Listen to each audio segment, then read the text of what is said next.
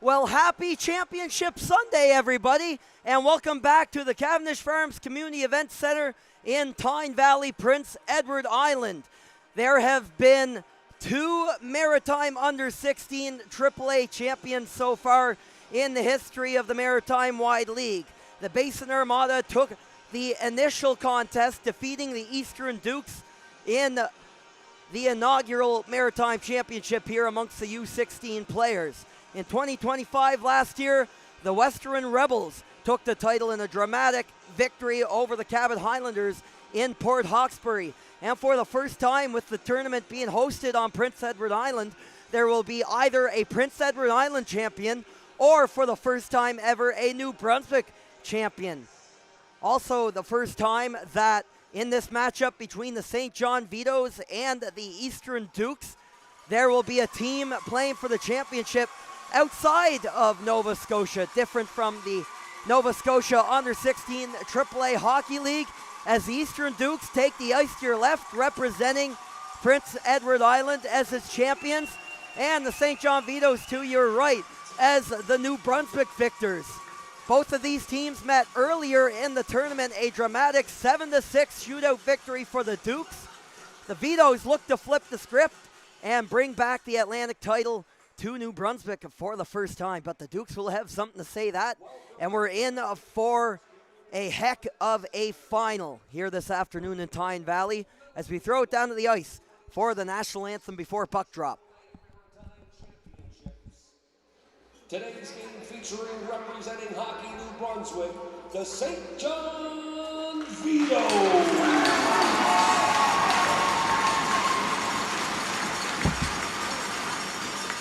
And representing Hockey PEI, the Eastern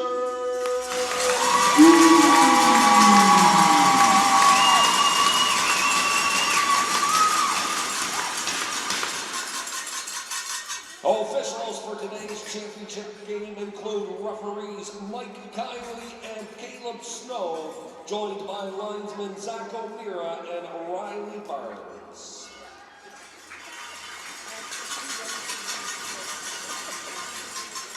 At this time, would you please rise if you're able to, as well remove your hats and caps for the playing of our national anthem.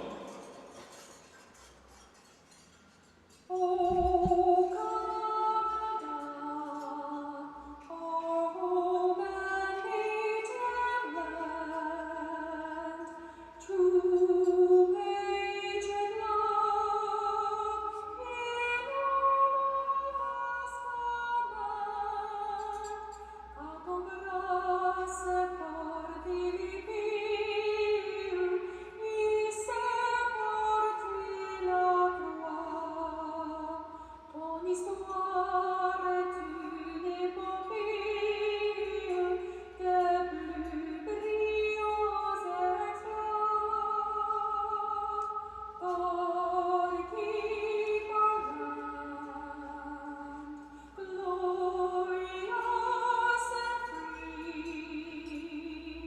O Canada, we stand on guard for thee. O Canada, we stand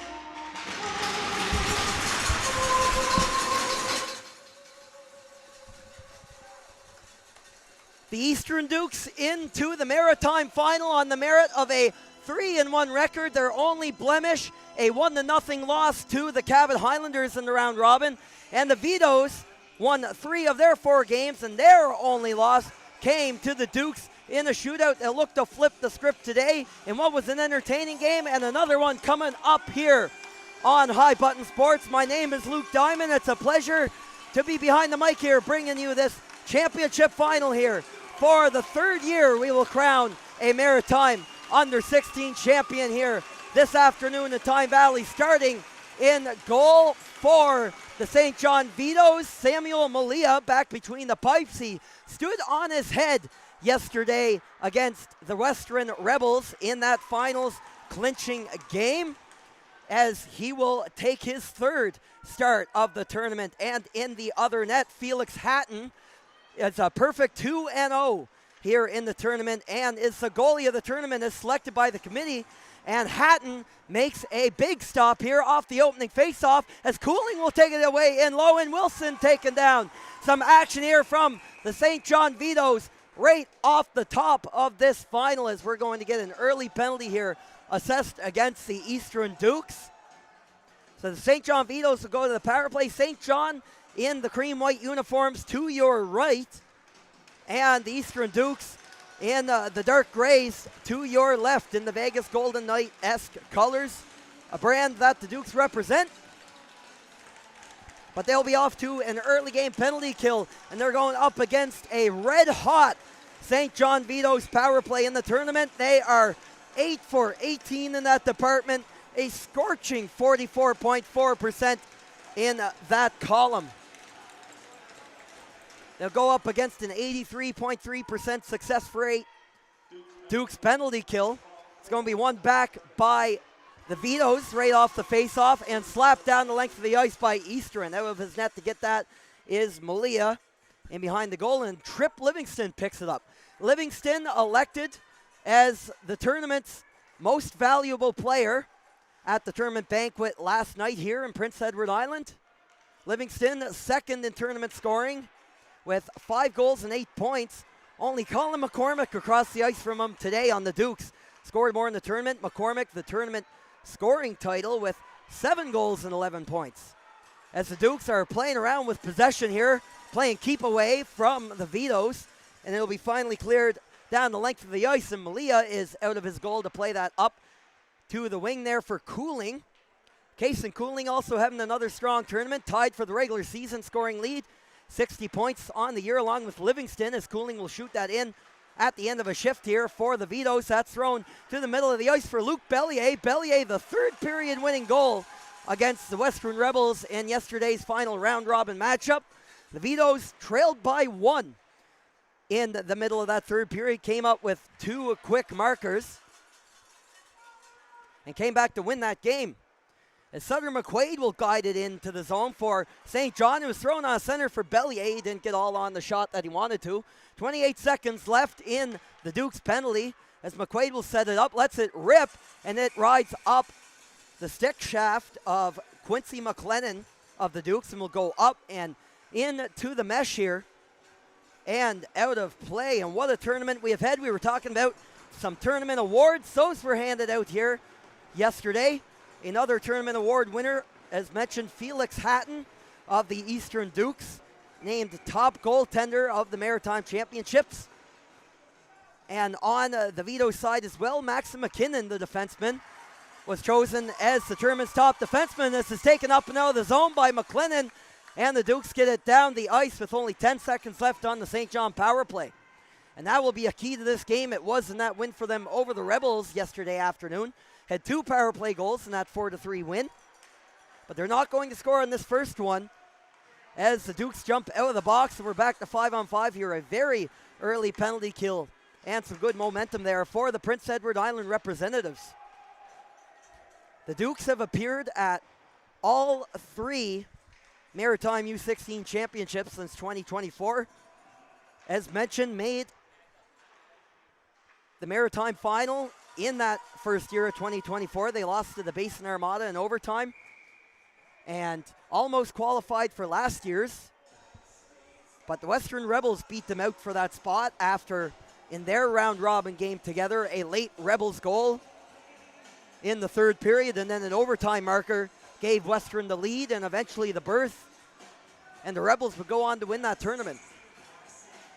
So Maritime's always fresh on the Dukes' minds, and for the Dukes fans watching at home, I'm sure you have some fresh memories of those two. They'll try to turn the script here today against a very formidable St. John Vetos team as well.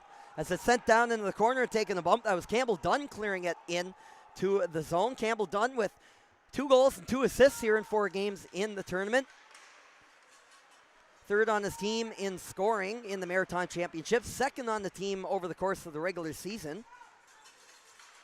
As up the middle comes Colin McCormick, the tournament leading point getter. Also had a hat trick the last time these teams met, way back on Thursday. He gets a couple shots in, and Malia shuts the door in front for Sam Dunn. He's digging for it. Back to Campbell Dunn, and out front, and McCormick was tied up. Otherwise, he had a backhand tap in on his stick blade. As they'll load up the Dunn-McCormick line here for the Dukes as their top unit today. Both Sam and Campbell, the two Dunns here on this team, slightly different spelling, same pronunciation. And they can both find the back of the net, as we've been seeing a lot here through this Eastern Dukes campaign. It's going to be poked away by Malia in close proximity to his goal crease. And now up the wall for Alex Cutler. He will reverse and throw the backhand up the middle for Jacob Greeley. Greeley going in one-on-one. He ran out of room there against the defenseman Aiden Green. Back to the line for Arbeau, and he slaps that well wide of the net. Didn't get all he wanted on that one. As the top line for the Vetos jumps out, it's Livingston trying to cut in toward the goal, and Sam Dunn with a clever stick placement to poke that out of the way. And Livingston throwing the body down the corner. Got some ire here from some of the Dukes fans in the crowd. As Cooling picks it up, and that's blocked away by Hatton and turned aside. Wilson was right there on the doorstep. Cameron Wilson had 2 in that win over the Rebels yesterday.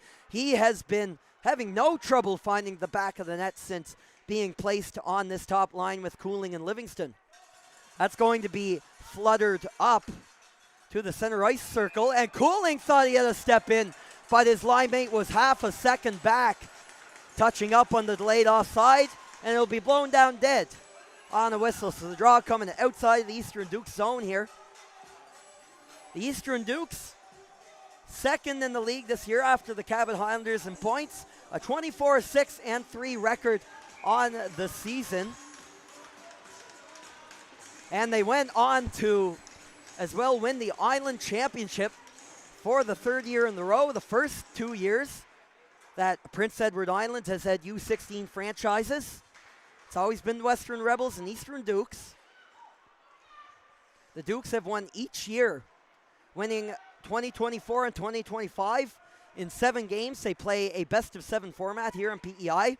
And then this year, to the shock of all hockey fans here in PEI, even the Dukes, they came away with a sweep over the Rebels in this year's Island Final. Always close between those two teams, but the Dukes just had the upper hand in that series and have kept the momentum rolling. It's going to be a big hit thrown there along the wall.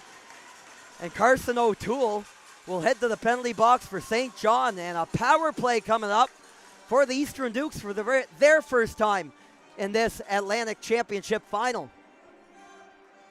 And Eastern Dukes also with a strong power play number here in these Maritime Championships. They've scored 5 times on 17 opportunities in 4 games. That's a 29.4% clip, as they will look for the opening goal here in this Maritime Final. And the draw is one back, and the shot scores! Colin McCormick, 1-0 Eastern.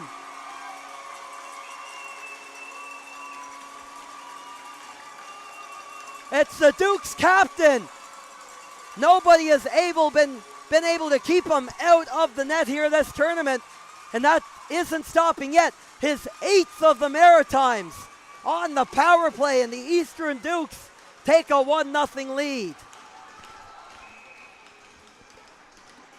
What a remarkable tournament for Colin McCormick. He has put the team on his back here this week in Tyne Valley.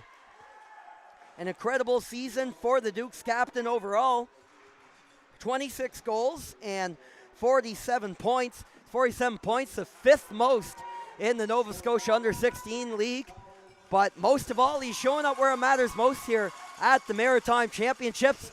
And he will find the back of the net on the power play here in the championship game to put the Dukes up 1. Campbell Dunn lays the body along the wall, will pin up Grayson Shanks of the Vetos along the boards. And that's picked off by Jackson Bowering, but he was a half a second late there as it squirted outside the blue line, and it goes back in deep for the St. John Vetos. Shanks takes off through the neutral zone, will slam it off the boards. It goes down into the opposite corner. Greeley giving chase for St. John onto the tape of Connor Arsenault. Arsenault, a goal yesterday in the Dukes' 6-0 win in their round-robin finale versus the Kings Hockey Club. HC Kings went 0-4 in the tournament after winning the Nova Scotia League. That'll go in behind the goal for Dion Broussard. Broussard in behind the net, takes a return, and he couldn't get the stick on that as it came all the way back out to the Dukes line, and Talon Pearson will flip that in. Pearson, another player, turning things up at the right time for the St. John Vetos. Pearson with a big shorthanded goal in the Cabot Highlanders game yesterday morning. And he also added one on the power play against the Western Rebels in the Vetos round robin finale. 12:32 to go here in the first period. Colin McCormick opens the scoring for the Dukes. 1-0 Eastern on High Button Sports.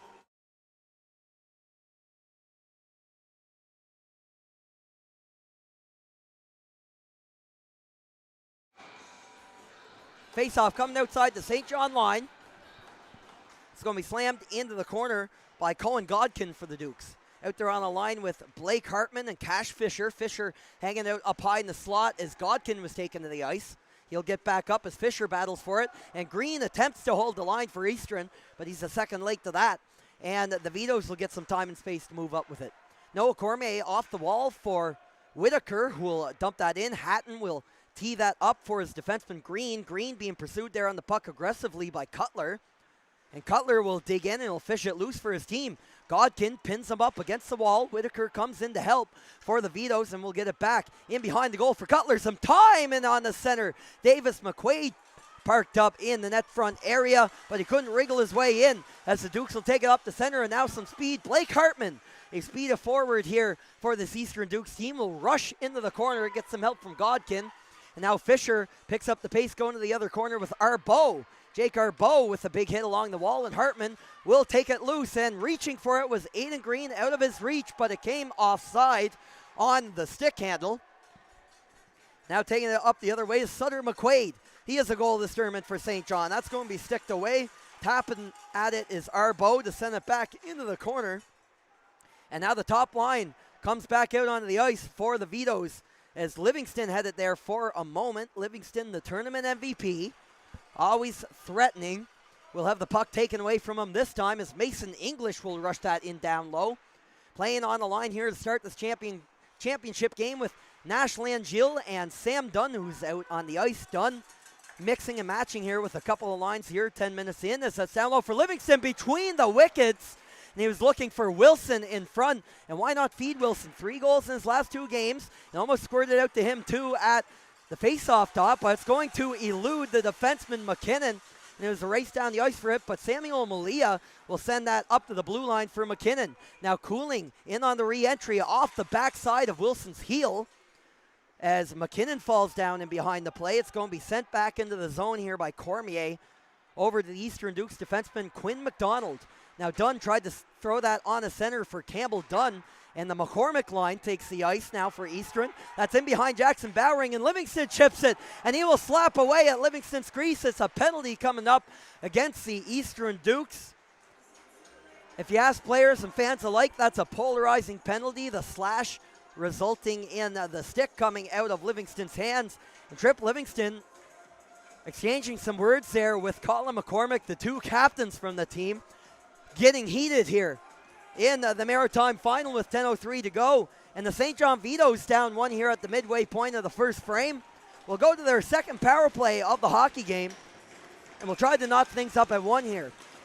Talon Pearson taking the face-off. It's going to be won by his Dukes counterpart, and it is sent down the ice easily. Lots of time for Ty Murnion to send that down the length of the ice. My colleague Mark Rooney covered this yesterday in the Dukes game against HC Kings, the pronunciation of Murnion. Cutting through the middle, what an individual effort by McQuaid, who cut through everyone. It's actually Luke Bellier who came in as we get a stoppage of play. And perhaps a face-off being sent outside here, as things will calm down with 1:33 left to play here on this Vetos man advantage. I was saying about Murnion and Murnahan, a couple different ways to pronounce the Dukes defenseman last name. But here at High Button Sports, we're told the preferred is Murnion. So that is how we will refer to him here today for this all-important championship game. And the Vetos looking for a response here And a huge hit thrown there up along the wall. It was our Bo throwing the body down the corner. Pearson, excuse me. He's going to dump a Duke to the boards. And some pushing and shoving going on in there after the fact behind Felix Hatton's net. Both referees with their arms in the air after that one. That'll bring an end to the Vetos power play at the very least. A boarding call is the signal. And Pearson will head to the box himself. So for a minute and 21, we will have some 4-on-4 action here with the faceoff coming down in the Veto zone to the right of Samuel Malia. It's going to be Colin McCormick on the ice with Campbell Dunn as the Dukes forwards. And Cooling and Livingston take the ice for St. John. So both teams top players out here on this 4-on-4 opportunity and some open ice here in Tyne Valley at the championship game. McCormick will send that down low. It's going to bounce through the stick of Cormier. He'll have to hustle back to get it around the wall for Cooling. He's going to leave that back, and Campbell Dunn got in there as well. That'll go off his stick and up and out of play. 9:06 to play here in the first period. 1-0 the lead for the Dukes on High Button Sports.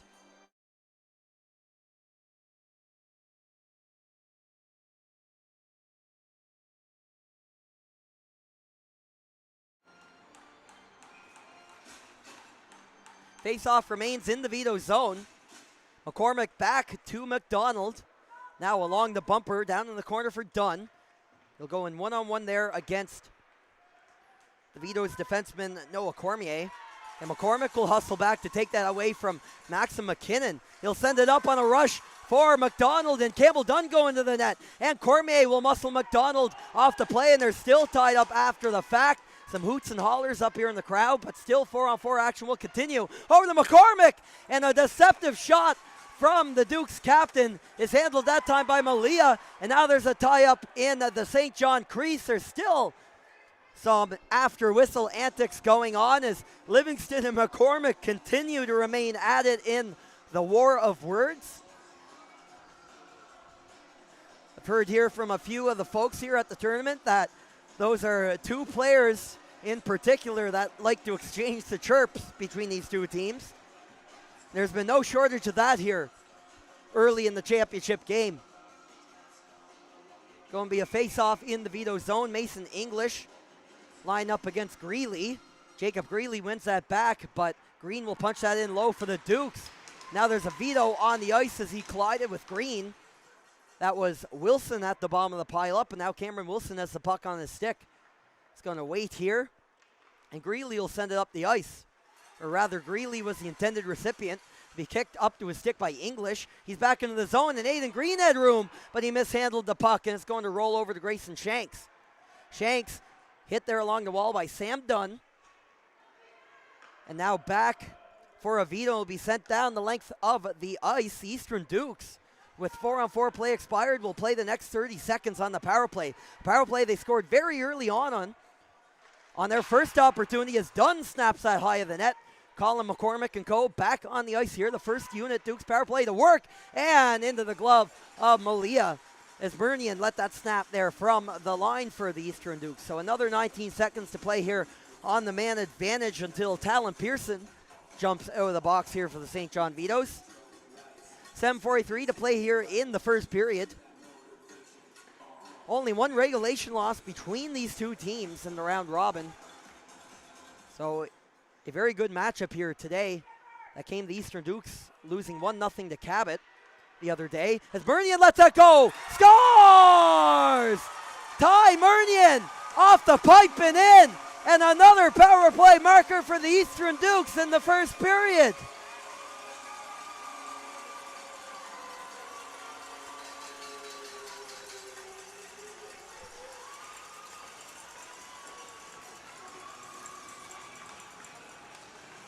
Ty Murnian doesn't find the back of the net much. The defenseman has 2 goals and 7 points on the season and 29 regular season appearances. And he will pot his first of the Maritime Championship here in Tyne Valley on the power play. With 7:26 to go here in the first period, the Eastern Dukes jump out to an early 2-0 lead here in the championship game. And we got some happy local Prince Edward Island fans here up in the stands. Tyne Valley, of course, about an hour, 15, hour and a half drive west of Charlottetown. One of the Duke's home rinks is there in Charlottetown at the Simmons Sports Center. They also play some games up in Montague throughout the course of the year, but for the most part it is in Charlottetown. So a little bit more of an hour drive here for the cheering section to come on up to Tyne Valley as Malia slid out of the net. And there's going to be some antics in behind the play, and the arm is in the air from the official as it looked like the Dukes touched that one up, and Jackson Bowering will head to the sin bin. A head contact is the signal from the referee. And we'll keep an eye on whether this is a 2 or a 4 minute penalty. We've seen a few occasions where this penalty's become 4, but the board shows 2. So the St. John Vetos, for the third time in the first period, will go to the power play 0 for 2 so far. Their second man advantage was cut short by a penalty 30 seconds in. And they'll win the draw as the Cooling Livingston unit is onto the ice. But Livingston pinned up there along the board. Some pushing and shoving with Jackson Gardner in front of the Dukes bench. And there was some pleas from the crowd. The fans really into it here so far early into the hockey game between these two teams, as McKinnon will knock that down and keep the play alive for St. John. Up top from Wilson, and Cooling at the line will sell that down. Livingston scores! Trip Livingston, the tournament MVP, cuts the lead to 2-1.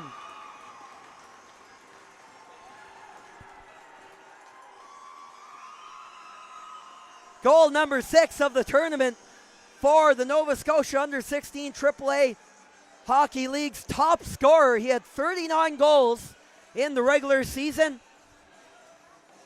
Add that on to another 2 in the New Brunswick final in 5 games, and he is up to goal number 6 here in the Maritime Championships as Trip Livingston, in his wheelhouse, will slap it past Felix Hatton between the legs.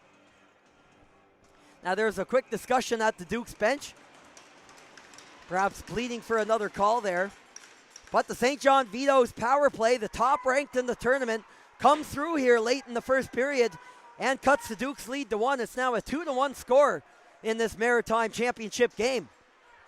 Working up the walls is Green. A very physical first period as well, as Greeley throws the body on Green. A battle of number 20s between these clubs. Sent into the corner by Murnian. Murnian with the go-ahead goal at this point here for the Eastern Dukes, as it's thrown in behind the Vetos net into the feet of Bellier. Bellier tried to clear that, could not get it past Blake Hartman, and he lets it go from the perimeter, and that'll be scooped up easily by a sliding Malia. So 5:58 to go here in the first period. Trip Livingston gets the St. John Vetos on the board here on High Button Sports.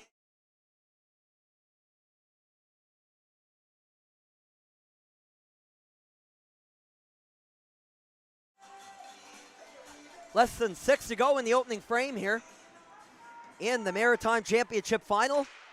Slapping that is Fisher to keep it in. Out to the line for Hartman, and it's back in behind Pearson. Backing up is D partner Noah Cormier out there on that pairing with McKinnon, and Hartman strips it. The shot, and Malia had to be sharp there as that was taken away. A point blank range. Was bouncing a little bit too on Hartman.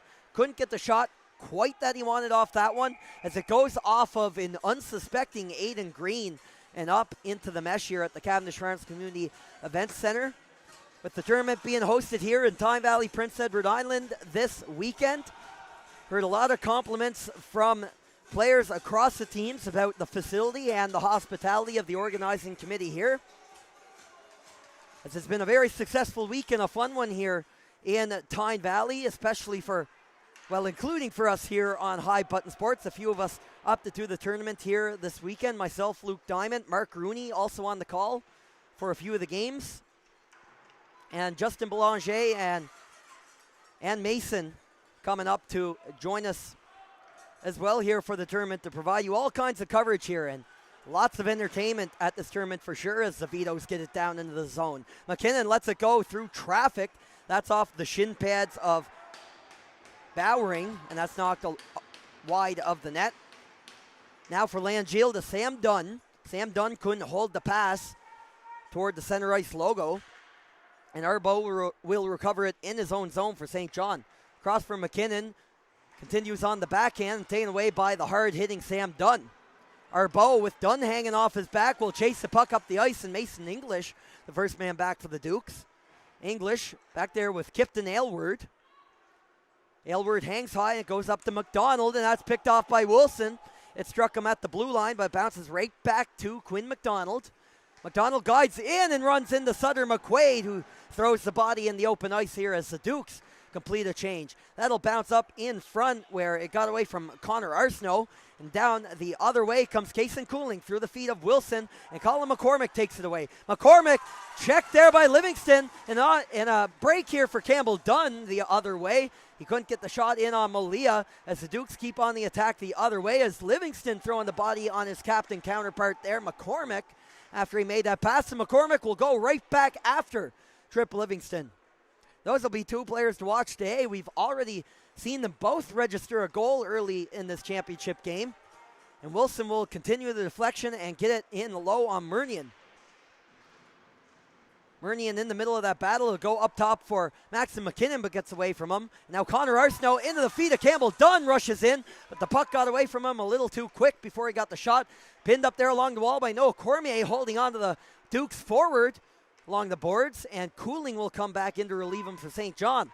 Kason Cooling glides up through the middle of the ice and will saucer that down toward Felix Hatton, who will opt for the cover-up and the whistle to his left side. As a very physical and how would you describe it? There are still a lot of feelings left over from that very thrilling 7-6 round robin matchup between these games. We were talking to Luc Bellier after the Rebels game yesterday of St. John. We asked him, what are the Vetos out to prove in this game? And I quote on this one, he said that the first game was a fluke. So strong words here from the St. John forward ahead of this championship final here in the battle of the PEI and New Brunswick provincial champions. And no love lost between these teams. They're meeting for the 7th time in this season, 3 times in the regular season.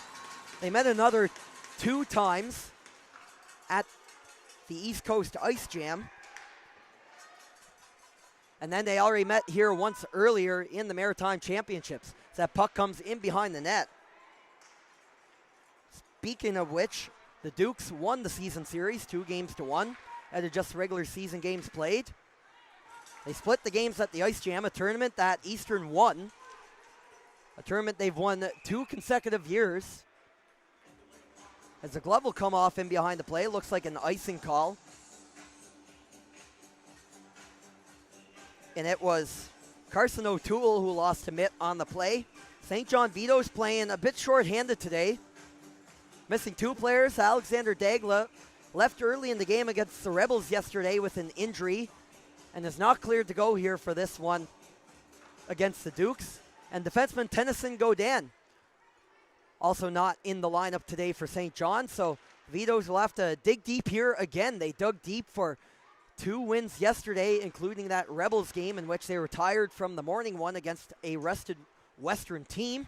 They got the job done there, and they find themselves down by 1 right now to the Eastern Dukes as Talon Pearson is up across the line with it. Blake Hartman throws the check and will knock Pearson to the ice. Picked up by Sutter McQuaid, glides in, centering pass, Pearson off the side of the goal with that one, and it got knotted up with Hatton on the play as Felix Hatton, to his credit, also laying out to get the right pad in the way and shut off the net on Pearson, who has scored in 2 consecutive games here for the St. John Vito's. That's out to center for Shanks. He'll go D to McQuaid. He got handcuffed on the play as it came out to Cash Fisher. Delayed offside on the Dukes, so they can't touch up. McQuaid is across the red line with it and will throw it into the corner. Sean Ahern throwing the body here on that line with Jacob Greeley. There's a change in progress for the St. John Vito's.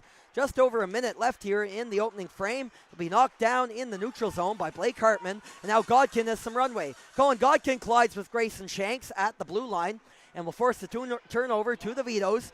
Cameron Wilson jumps on the ice, as will the rest of this top St. John line. Livingston and Cooling in pursuit off the bench. Wilson trying to kill some time in the corner against Murnian to the far side for Livingston. In back behind the goal for Wilson, who will rotate the hips and work of that puck back over to his teammate Cooling. Wilson gets up after falling. Livingston jamming. Rebound. Scores! Again, the captain. And he ties the game at 2.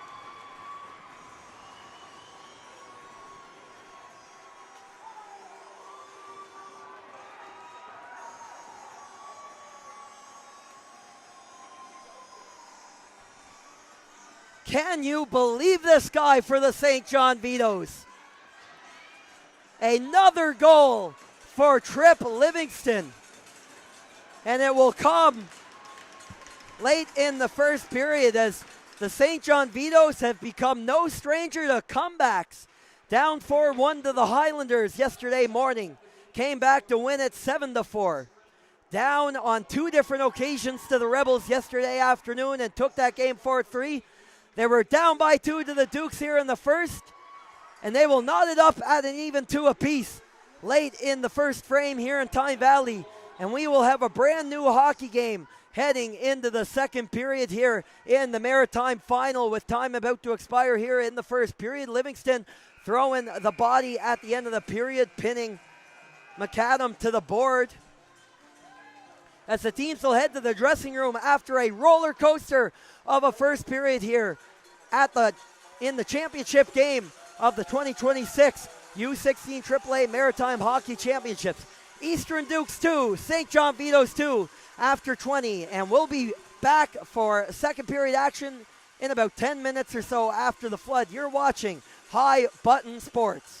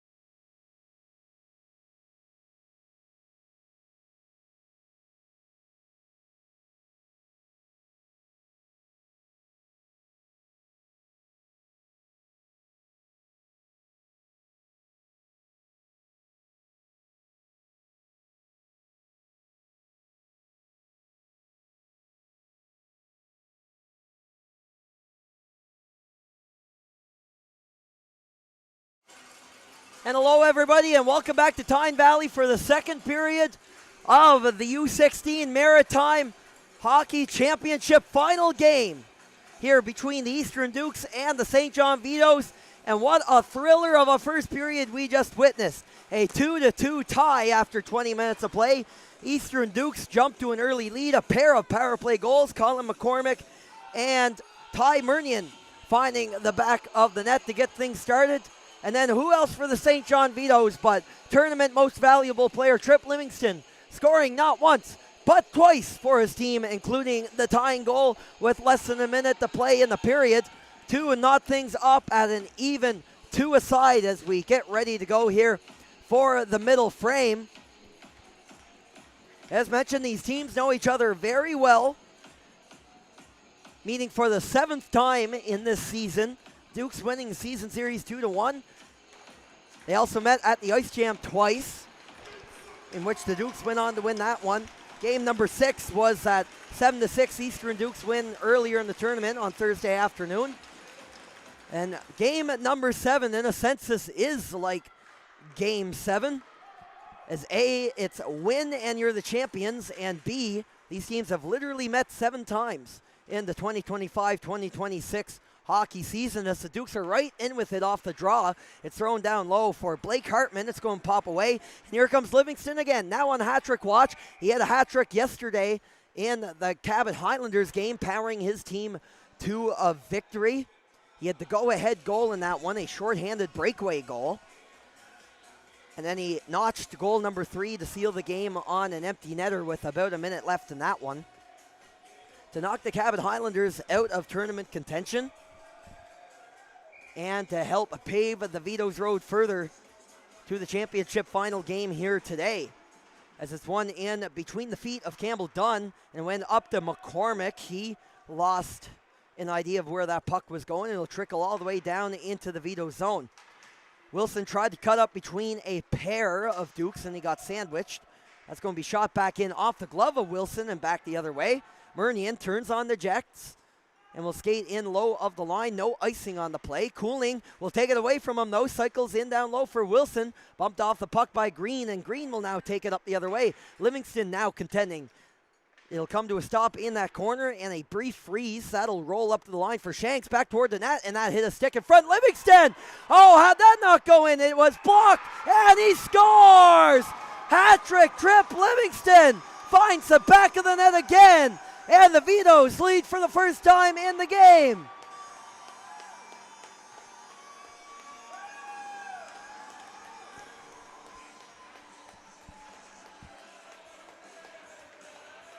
And if there's any doubt about the most valuable player honor on the tournament to Livingston, well, already early in this championship matchup, he's already putting up an MVP caliber performance here in Tyne Valley in the gold medal matchup, as it's sent back in and taken off the stick of Carson O'Toole, as Livingston with all 3 Vetos goals to give them the lead here early in the second frame.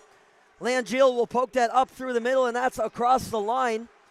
O'Toole will settle that down in front of the Dukes bench, and it's gotten out diagonally to Bellier. He'll dodge the check as William Henry was coming after him.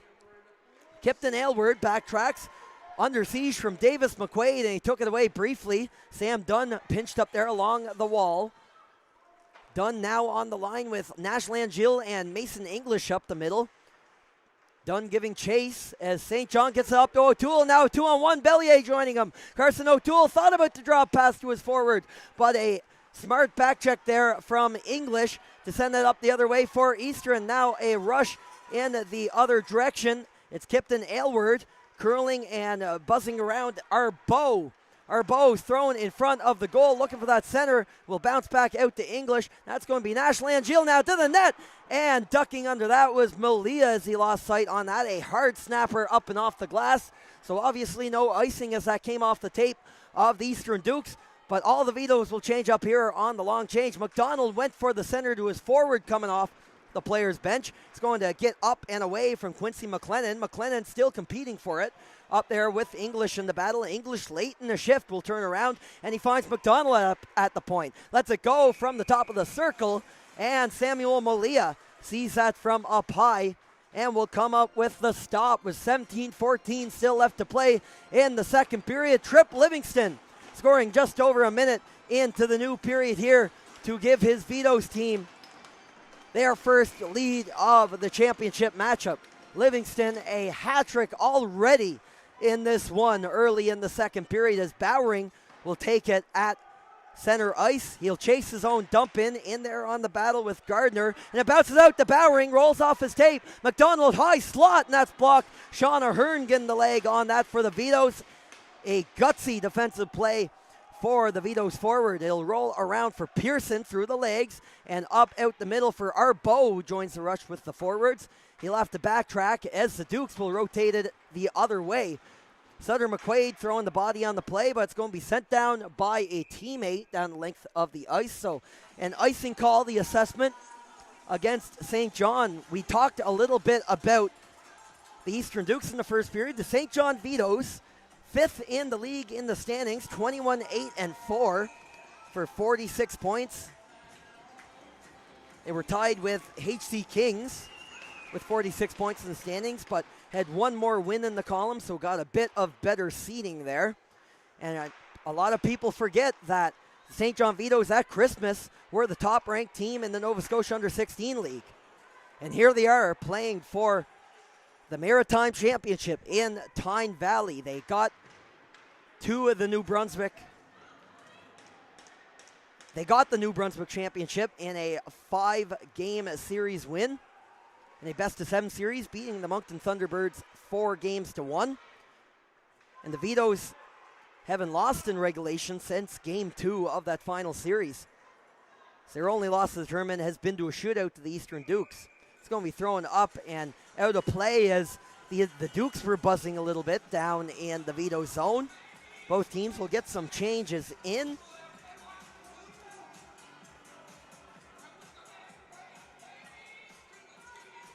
So a 3-2 lead for St. John. Another comeback effort from the Vetos. But of course, we're far from over here in the championship game as we're still just barely getting the second period going here in Tyne Valley. It's going to pop away from Cash Fisher, and Wilson will airmail that out to center. It's going to take a roll on Green. Will drop it back to his defenseman. And Cooling will take that away, and all alone in front was Wilson. He'll spin around and fire, and that's high of the net, and Hatton doesn't have to make the save there as the top line for St. John threatening again. Maybe another for Livingston. The shot scores! Cameron Wilson, 4-2 St. John.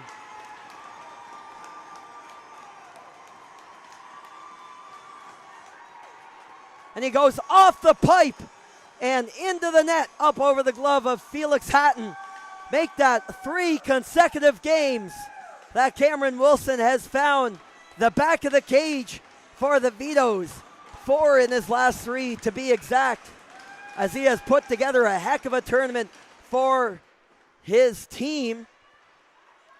And the Vetos will double up their lead here. They have scored 4 unanswered goals on the Eastern Dukes here this afternoon, and now have developed a little bit of a cushion here to work with through this second period as the Dukes will look for an answer here as another high-scoring game is in the cards between these teams. They combined for 12 goals plus the shootout winner in that first game, and they've already combined for 6 in this one.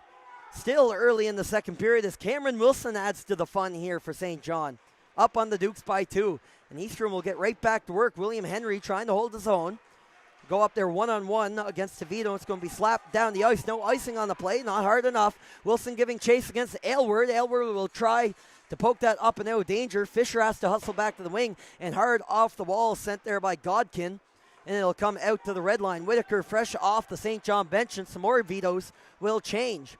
14:24 to go here in the second period as that is shot down the length of the ice by the Eastern Dukes. So the faceoff will come back to the Eastern zone, likely to the left of goaltender Felix Hatton. Final standings in the tournament. St. John Vetos with home team privileges in this game as they had 10 points opposed to the Eastern Dukes 8. Vetos a 3-0-1 record in the round robin. The Dukes a 3-1-0 record And that got them 8 points as Blake Hartman takes up through the middle. Hartman cuts through, went for the return, Godkin! And that was stopped by Malia through some chaos at the net front. And Malia, who is riding a high after a strong game against the Western Rebels yesterday afternoon, looks to keep it going after giving up a pair early in this game. The Western Rebels, Cabot Highlanders, and the Kings Hockey Club, the other 3 participants in this tournament. The Rebels, the host team, and were the defending Maritime champions. But the Vetos knocked them out contention yesterday in that final round robin game. They finished the tournament with a 2-2 record, as did the Cabot Highlanders, both teams with 6 points. And the HC Kings from Sackville, Nova Scotia, were the Nova Scotia champions, but couldn't muster a win here in 4 games at the tournament, falling to 0-4 on their record. So that's in behind the Veto's net, and McCormick and his line will take the ice for Eastern in desperate pursuit of a goal here in the second and a response to an offensive outburst from the high-scoring St. John Vetos. St. John has found the back of the net 26 times in this tournament, including this game. And it's poked by Davis McQuaid as that ricocheted out into the blue paint. But Hatton shuts the door. 26 goals, 2 more than the Dukes' 20. Well, 6 more than the Dukes' 20, I should say. Dukes had 18 and added 2 more to get their goals for a tally in this one. As that is sent in behind the Dukes' net. Quinn McDonald starting out with it. And a lead pass for Campbell Dunn going up against Arbeau, lets it go, and a little too rangy to pick his spot on the net there on Malia, who will kick that to the boards. Now they'll keep the work in the corner. McCormick will fish that loose for McDonald, backhands it back in, but off the shin pad of Sean Ahern and out of the zone on St. John. Now Arbeau will post up in behind Malia with 12:38 now in the clock, approaching the midway point of the second period here in the championship final. Keep in mind, if this game stays close and we do have to go to overtime, it would be a 20-minute 3-on-3 period followed by a shootout. So a long stretch of 3-on-3, but a shootout is still a possibility if it does get that far. But right now, the Vetos are up by 2, and there's a lot of hockey to play as that shot through the crowd. Rebound in front, and Sam Dunn was on the backhand and couldn't get that one off. Henry battling away against a pair of Vetos, and Ahern will take it loose for himself. Goes in one-on-one and runs into Aylward, who will dump the forward to the ice. Greeley takes it away, thought about the center, and throws it out front, or maybe not, as it hit the back of the goal cage. Hatton was down, as he might have collided there with Talon Pearson of the Vetos. English trying to walk into the middle of the ice, and Greeley throws the shoulder on him and takes the exchange on the forecheck from Dunn and throwing out front. Malia with the poke check. Aside, Henry with the clapper from the point, and that is blocked by Jacob Greeley, one of the go-to shot blockers for this St. John Vetos team. Gets in front of that and makes his way to the bench, as now the top line takes the ice for the St. John Vetos. Case and Cooling, Trip Livingston, and Cameron Wilson all out there. All of the goals from the Vetos coming from that line today. 3 from Livingston, and he's in all alone. Trip Livingston, stopped by Hatton, rebound, and caught by Felix Hatton. 2 of his biggest saves of the day, not allowing any more to this big 3 from St. John, and will preserve the 2-goal deficit. The St. John Vetos up by 2 on High Button Sports.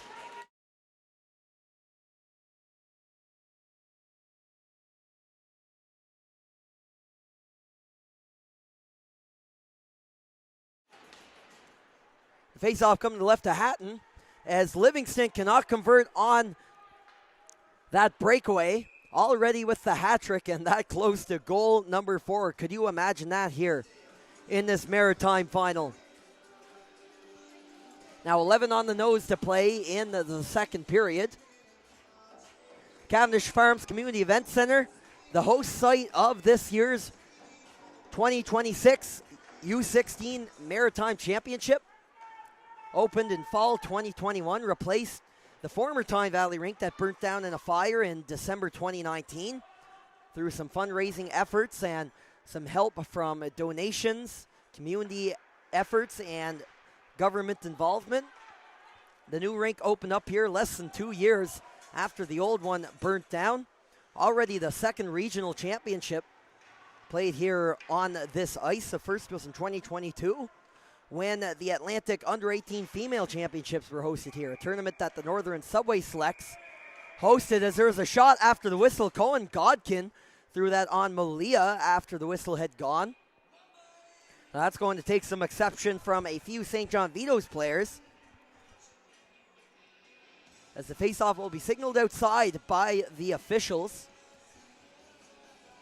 Now, the Dukes scored twice on the power play in the first period, and the St. John Vetos won once themselves. It's actually what got the comeback going for them. Trip Livingston on the man advantage on the one-timer. But no penalties called yet here at the midway point of the second period. So that's going to be brought up on the attempt by the defenseman for the Dukes, Aiden Green. Murnian has to get back. Murnian, one of two goal scorers for Eastern in this game. Scored on the power play in the first as Davis McQuaid tried to pull it off in the face-off circle to the close side, but it was blocked by a Duke as Green will muscle his way up through center. A little bit of a logjam at center ice. Went back and forth some, but now Dion Broussard will cut in. He's going to be directed in behind the Vetos net and is sent back the other way on the cycle where Green will pinch. Sent up front, and the shot from the slot area. Quincy McLennan had a good look on that, but put it high. And that's going to squirt up the middle. O'Toole chasing after that, along with a pair of Dukes defenders. On the backhand of McLennan up the middle, and Sutter McQuaid jumping onto the ice for the Vetos will send it low. Green retrieves in behind the net. Takes a bump from Davis McQuaid. The Eastern Dukes will try to break out. Just over 9 to go here in the second period. Vetos still up by 2. And McLennan lets it rip. And a low blocker save there from Malia, shutting the door along the ice. And McLennan trying to work that puck back up top for Jackson Gardner. Lets a slapper rip. It was a little too high for the scoring opportunity, as that will take a hop at the Vetos blue line and skip up and out of play with 9:01 to go here in the second period. St. John up by a 4-2 score in the Maritime Final on High Button Sports.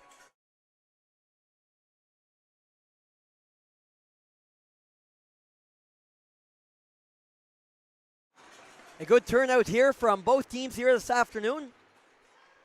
Of course, the Dukes driving up from Charlottetown, but lots of credit here to the Vetos traveling party as well, who have brought a lot of noise here to the Cavendish Farms Community Event Center this weekend, as Malia will handle that from a tight angle.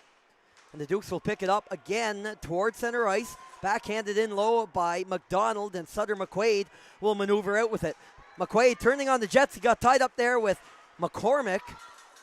And Shauna Hearn in behind the play. Connor Arsenault and McQuaid get tied up. It's going to be sent in down low. And the whistle in behind the play. An icing call, it appears, assessed to the St. John Vetos. There are some audible protests coming from a few of the St. John players down on the ice. But it's going to be a face-off coming up at center ice, so perhaps the referees ruled there was an error made on the play. And Kason Cooling and Colin McCormick will line up for the draw in the battle of first lines as it's sent in down low into the St. John zone. Cormier will retrieve that in behind his net. Sent up the middle and almost intercepted by Arsenault, but the puck a little too bouncy on him. McDonald on the re-entry along the close side hash marks is pinned up there along the wall by Cooling as McDonald goes down. Arsenault going in chase and will throw the bump on the defenseman after the play. Sent down for Arsenault, picked up by McCormick, the shot, and he quickly got it up to his tape, and Malia made an excellent save in close. Now Bowering skating after it with Cameron Wilson.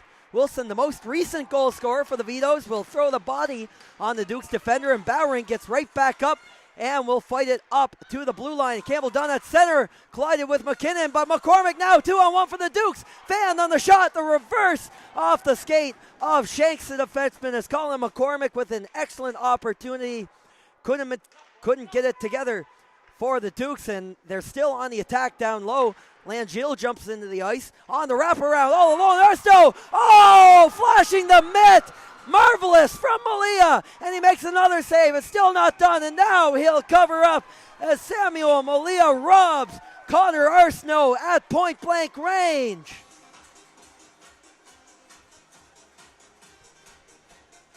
And he has really brought his best here for the St. John Vetos this weekend. Didn't have his hottest start to the tournament.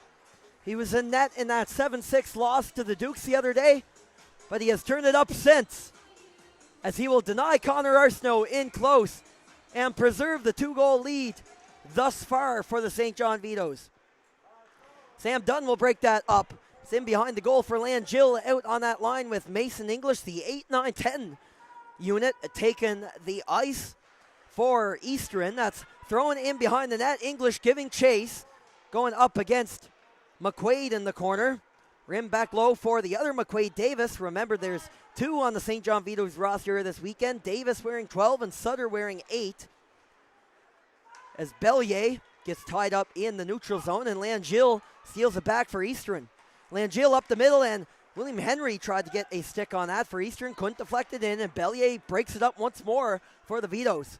Now back into the zone for Aylward. He'll throw it up on a diagonal axis into the neutral zone, and going to take a bump along there was Henry, contending with Arbo. Now Henry will get set up in the zone for the Dukes. A shot just missed the top corner. He had it earmarked. High glove on Malia.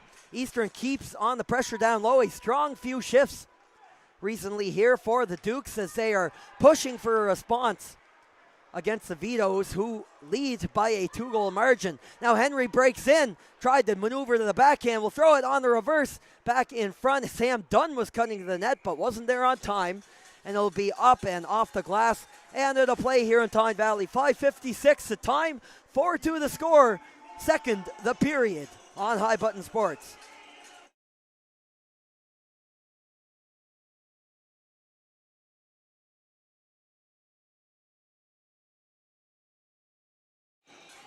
Face-off deep in Veto's territory. Godkin with the face-off win for the Dukes. Murnian lost a handle on it. He tried on the reverse but fanned on it. In that battle there, all three Dukes forwards piled up along their bench. Fisher and Hartman were both in there too.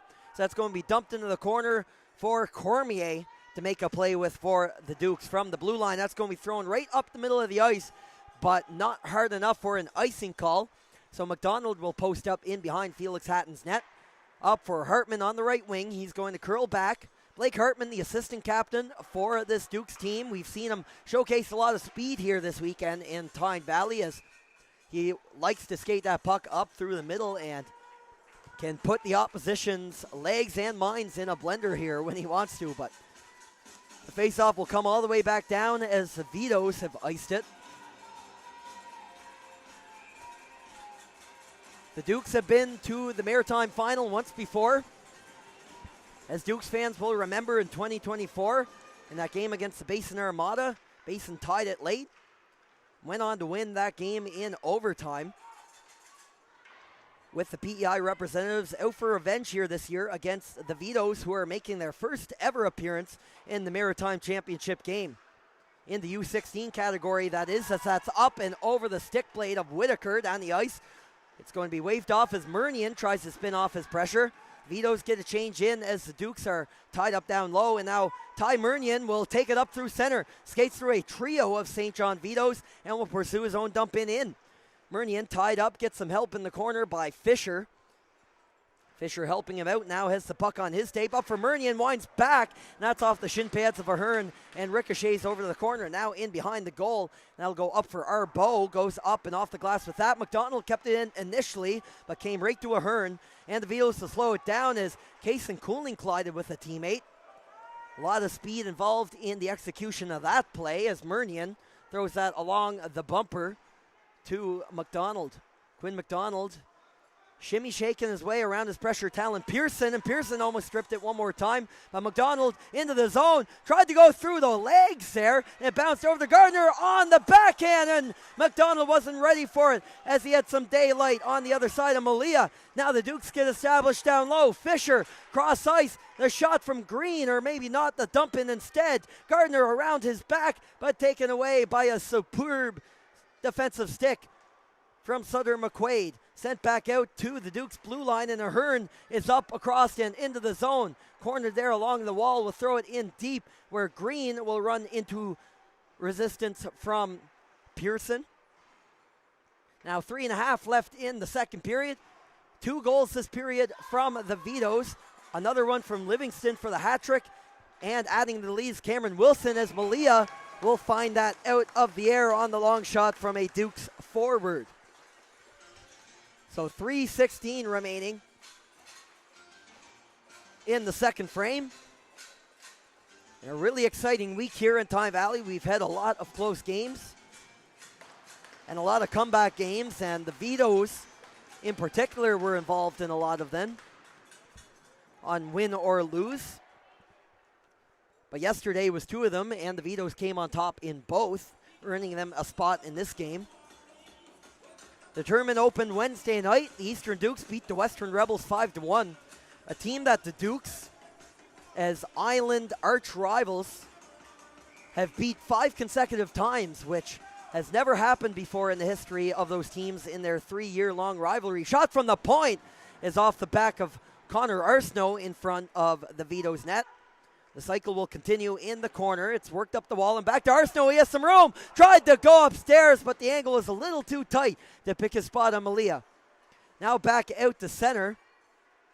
And the backtrack off the tape of Campbell Dunn. It's going to hit an object on the way down, and no icing on the play as Connor Arsenault got tied up. Kason Cooling comes back in relief, and there was a Veto a little slow to get up in behind all the action. It's Maxim McKinnon.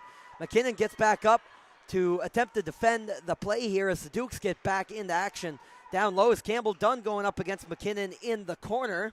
McKinnon getting some help in the 2-on-2 rugby scrum that briefly emerged along the wall. It's going to stay in on the Dukes, or maybe not, as that took a wild bounce back out to the center ice faceoff dot. Murnian can't handle the pass, and Kason Cooling is up the ice with it. Cooling joined by Wilson to his right flank. Now drop back to Livingston, who had a little bit of time there, but McCormick knocks it off his tape. But Livingston takes it back once more. He'll spin off the pressure, back and forth with Wilson over the far side for Cooling at the hash marks. Down low for Livingston, now in the corner, exchanging those passes with Kason Cooling back and forth in that almost magic hockey relationship between Livingston and Cooling. They have combined for 120 points this year as the league scoring leaders in the season, both with 60 points. I'll tell you one of my favorite stats from this whole tournament. Livingston with 60 points on the season, 39 goals and 21 assists for his team. Kason Cooling, 60 points, 21 goals, 39 assists. So the exact same numbers, just swapped around. That doesn't necessarily reflect that Cooling has assisted on every Livingston goal or vice versa, but is perhaps a little bit symbolic of the tight bond in between these two leaders from the Vetos team over the season. You see them warming up together before the game, sharing a warm-up routine and passing that puck back and forth while the team does other things. It has been quite a thing to see here this season if you're the Vetos. Campbell Dunn caught in his own zone for the Dukes. This is sent up the center through the legs of Southern McQuaid. And Eastern coming in now. Connor Arsenault going up against McQuaid. He's pinned up there by the Vetos defender. And the Dukes have to get a change in quick as they were looking to avoid a too many men call perhaps, but they did that efficiently. He'll let the puck trickle back to Felix Hatton as we enter the final minute of play here in the second period. It'll be a draw coming up in the Dukes zone. And the Jacob Greeley line comes onto the ice, facing off against Dion Broussard for Eastern. And Broussard wins the draw in his own zone. Back over to Quincy McLennan on the close side wing. He's going to leave that back for defenseman Henry. Henry and Bowring playing on this Dukes pairing right now. Send that up the middle for Dion Broussard up across the Tornado at center ice. Will go cut in one-on-one, get some help there from McLennan, who will now go to the corner. McLennan will pick it up and cuts in for a shot into the glove of Malia, who shuts the door again from close range on the Dukes. He has been a wall in this second period, preserving the 2-goal lead so far for St. John. There'll be a draw coming up here to his right with time ticking down in the middle frame. The Broussard line will remain on the ice, joined there on the right wing as well by Gardner. Quincy McLennan, the left wing. And it'll be Cooling taking the ice and the face-off for the Vetos, and he'll win it too. He'll go to the far side for Wilson. Wilson up for McKinnon, and now some numbers for St. John late in the period. Cooling, McKinnon, and Livingston heading to the net. Lets the shot go as McKinnon jumped in late on the rush. That's going to hit a body and trickle wide of the net. 9 seconds to go, and a shot from Cooling directs it toward the net. Livingston, tight angle, tried to catch Hatton by surprise, but he hugged the post and kept it out. And after 40 minutes, the St. John Vetos will take the lead of 2 into the third period. With Trip Livingston adding another, he has the hat trick this afternoon for St. John. Cameron Wilson with another on the insurance to put them up by a 4-2 score. They are 20 minutes from a Maritime Championship banner, but there's a lot of hockey to play here yet in Tyne Valley. As we'll take a break here as the team's heading to the room. We'll be back in about 10 minutes or so here for the third period on High Button Sports, so stick around.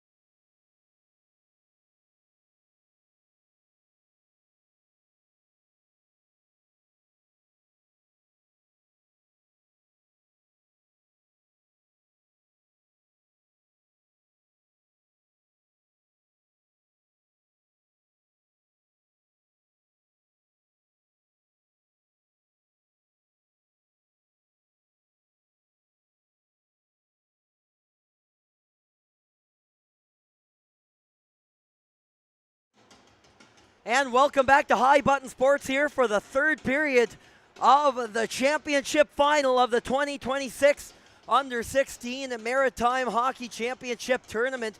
After 40 minutes of play, the St. John Vetos with 4 unanswered goals are in the driver's seat here against the Eastern Dukes, leading by a 4-2 score heading into the final 20 minutes of regulation. Well, if the Vetos head their way, this would be the final 20 minutes of the season. But the Dukes not out yet. They had some great looks there in the second period. Samuel Malia staying hot in the Vetos net and not backing down. So we're going to be in for a heck of a final 20 here, or even maybe a little bit more in Tyne Valley. Now, as the teams return to the ice, an important note we want to make here before we get into the third period action. We found out here this weekend, here in the under-16 hockey community, that Martello Buccaneers defenseman Carter Myra is dealing with some health struggles right now, notably cancer with Carter Myra, and that he has a tough road ahead of him here, and that the community here in the under-16 hockey community, the Martello Buccaneers team and community around there in Nova Scotia, and many more are banding together to help him out as he gets ready to take on the next chapter of his health battle here.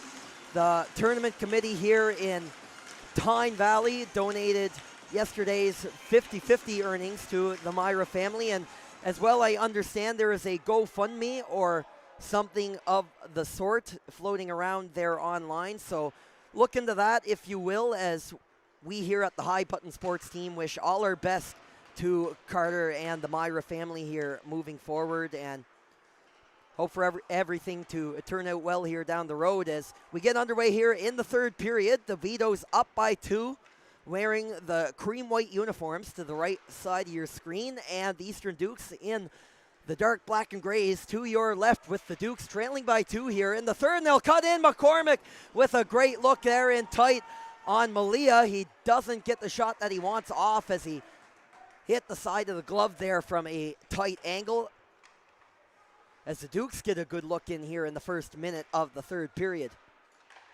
That's going to be played up the center. That's deflected in by a Veto down the ice, but he didn't quite make center. So the faceoff will come back down to the St. John Vetos zone. Worth $473 to the winner. Here is your winning number,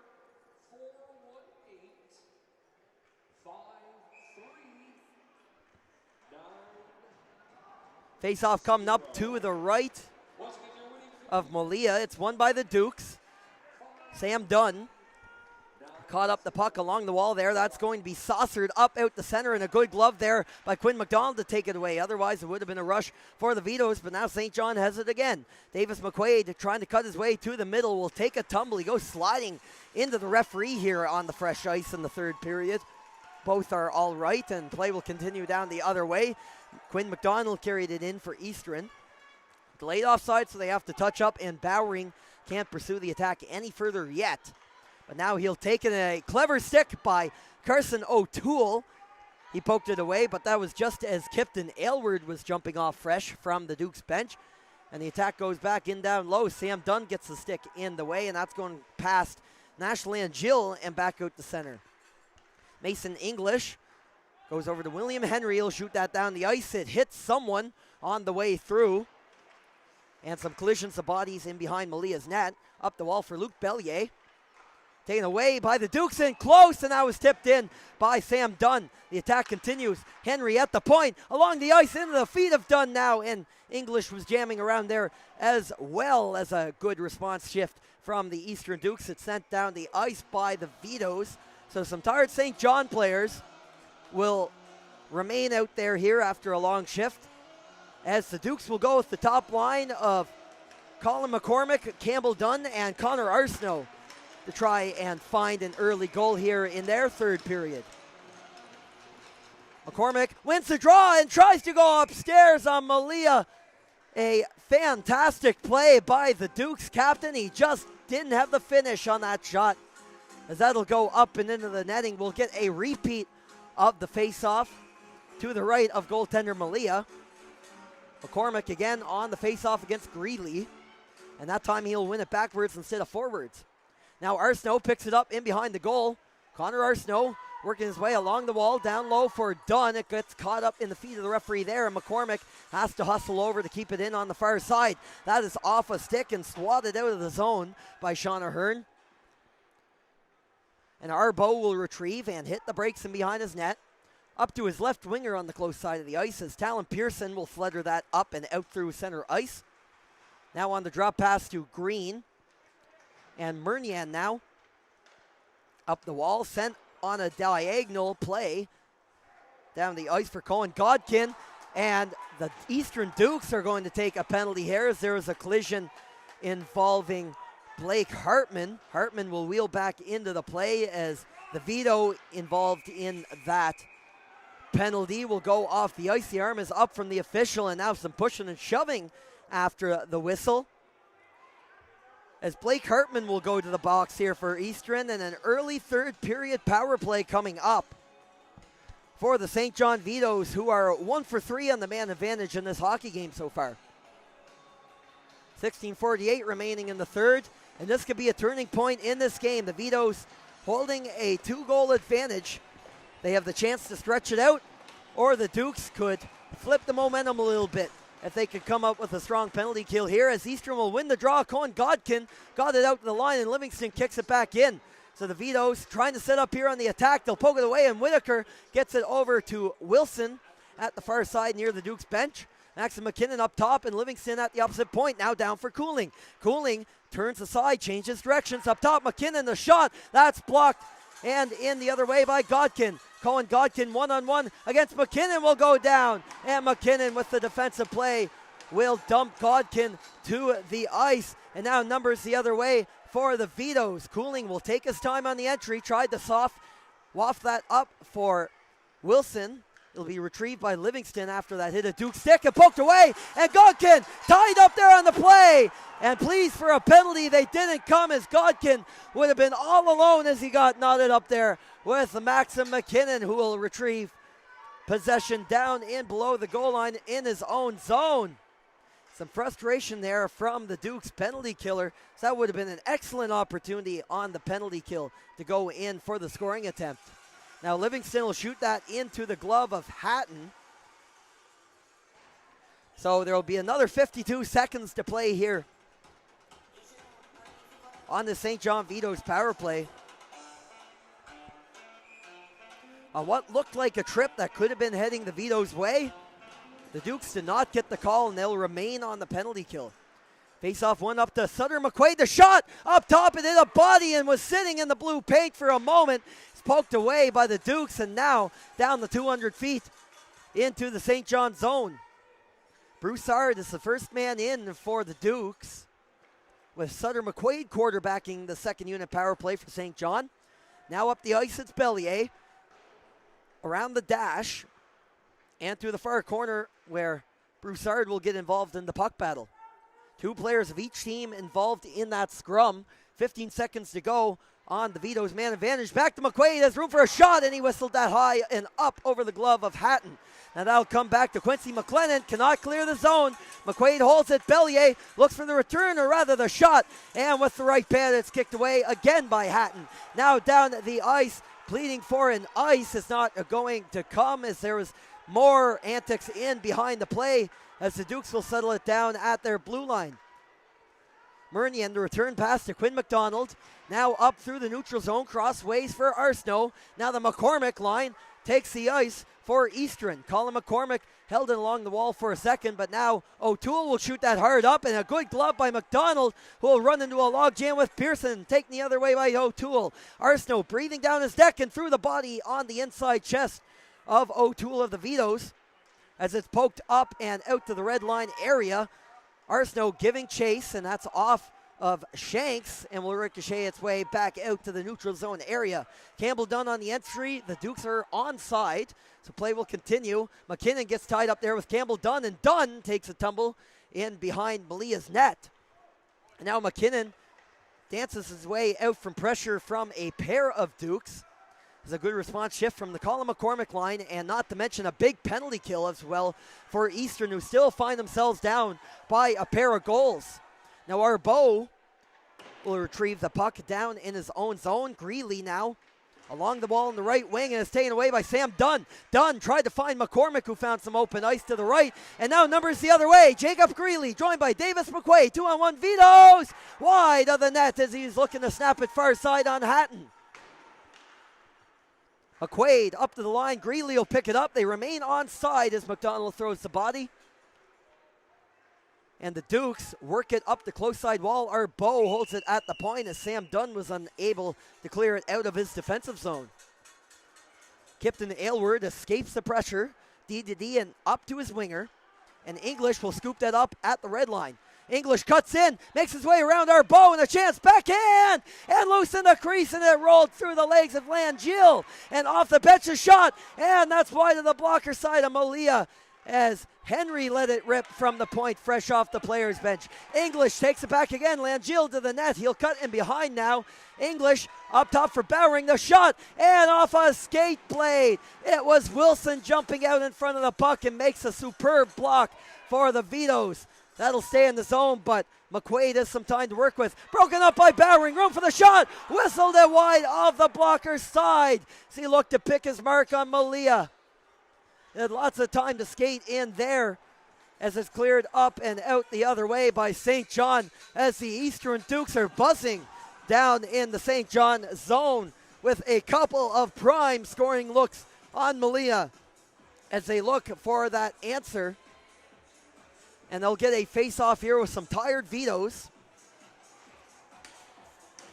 12:07 on the clock here in the third. Still a 4-2 lead for the New Brunswick representatives. And Cohen Godkin will take the face-off. He'll poke it through the legs of McQuaid and couldn't get the shot off in the same motion. It's going to be sent up the middle here and wide of Hatton's net. So consecutive icing calls here against St. John. So we'll redo that face-off all the way back down on the far end of the rink here at the Cavendish Farms Community Event Center. Godkin again on the face-off, playing on that line with Cash Fisher to his left and Hartman to his right. Will go up against Davis McQuaid. Him and other Vetos caught out here, tired on the icings. And Godkin wins it clean, back of the line. McDonald sputtered away, and Malia kicked it out of harm's way before too much was done. And it's going to be an icing call again against the Vetos, as that one came down with more of a whimper rather than with authority. But nonetheless, it's across the line at the same time, and the Eastern Dukes trying to pour it on here. And now the Colin McCormick line will step onto the ice here with the Vetos. Their backs against the wall here, trying to hold on to this lead in the third. McQuaid and McCormick in the draw, and there's a violation in behind the play, or at least a whistle from the back linesman. We'll see if anyone gets tossed for that. The answer is no, and the faceoff will be dropped on the ice. McDonald off the faceoff, win the shot, block it away, and Malia had a clear look at that as he slid across to his right. Campbell Dunn challenging for it down low against Arsenault as it's poked up and out, or maybe not by Whitaker. An excellent play by McCormick to send that back in down low. Murnion holds up on the pinch and cannot keep it in. Case and Cooling, Tripp, Livingston and co. now stepping onto the ice here for the Vetos as McCormick cuts in. The shot and into the glove of Malia, who will settle things down and make the save for the Vetos, who lead with just over 11 to go in the third on High Button Sports.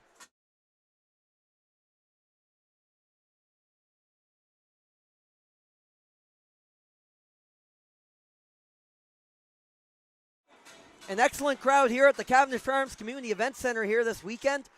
A lot of Dukes fans up here from the Charlottetown area and down east supporting their team, as well as a good traveling contingent as well from the Vetos. Both teams having some fans cheering hard. Been an excellent weekend here in Tyne Valley. Big props to the host committee led by tournament chair Nicole Drosh and everyone else, the community volunteers here in Tyne Valley. It's been an excellent weekend here up in Western Prince Edward Island, and we cannot thank the hospitality enough, and we've heard it from the players as well all week that they have been very much enjoying their time here in the small community, half an hour drive or so west of Summerside. The shot came from the point area. Pressure now mounting in the Duke zone. It's going to get away from McKinnon, though, in a stick battle with Arsenault. It's going to be snapped up the middle, and Wilson will deflect that right into Felix Hatton's glove.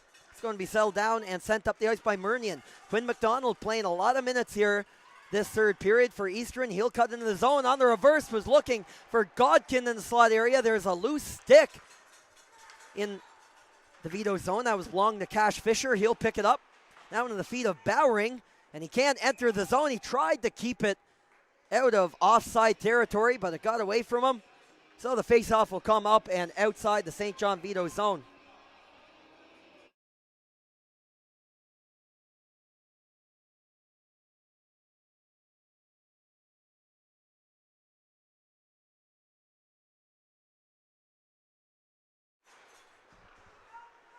Bowering cuts into the zone, lets the shot go, and a ricochet in front of Millier. And making the save and the cover up with 9:50 to go here in the third. And a 4-2 score still here for St. John on High Button Sports.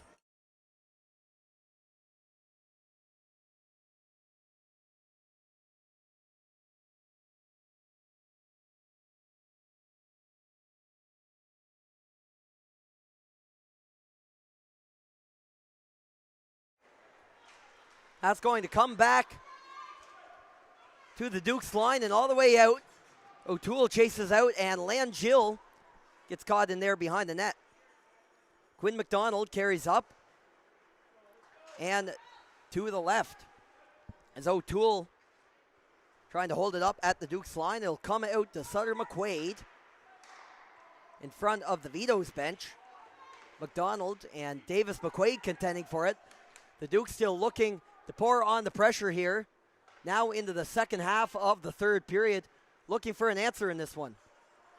That was going to be airmailed up to the neutral zone. Knocked down by Davis McQuaid. McQuaid up across the red line will secure the dump in, and most of the Vetoes will change up as Grayson Shanks, the defenseman, involved there heavily in behind the Duke's net. Sam Dunn now battling away with it against Sean Ahern, and he'll almost squeeze out in front of Hatton. Hatton lost an eye on it for a second as Talon Pearson will throw it back in. McDonald now in the corner for the Dukes as Nash Langill is rubbed up there along the boards for Eastern. He's going to get away from Ahern, but comes back to the point. D to D, and Maxim McKinnon steps up and on the fake shot will now walk in, looking for a shooting lane, and that looked to be off either the side of the net or maybe the stick of Hatton, but it's not going to go in as it rolls wide. Langill retrieves it at the left wing. Dukes looking for an answer here. It's taken up the middle by Mason English. English on the entry. It's left back and kept in the zone by Jackson Gardner, who tried to get the shot off. Blocked by Ahern. Second attempt, Murnahan, and that gets all the way to Millier and is up in to the mesh and out of play after making the save with just over 8 minutes on the clock here. Now, St. John Vetoes can see the light at the end of the tunnel here in this battle. They've scored 4 unanswered, 2 in the first, 2 in the second in this game after the Dukes took a 2-0 lead, and are 8 minutes away from calling themselves Maritime champs. That's going to be blocked in front, and favoring after that one is Cameron Wilson, and he is not shy to get his body in front of the puck. He'll send that down to the ice, and no icing going to be charged here against the Vetoes. They were caught out there on a string of icings a couple of minutes ago and sparked some good chances for the Dukes. Speaking of which, on icings will now send the puck down the ice for a stoppage in play. 7:41 now in the period.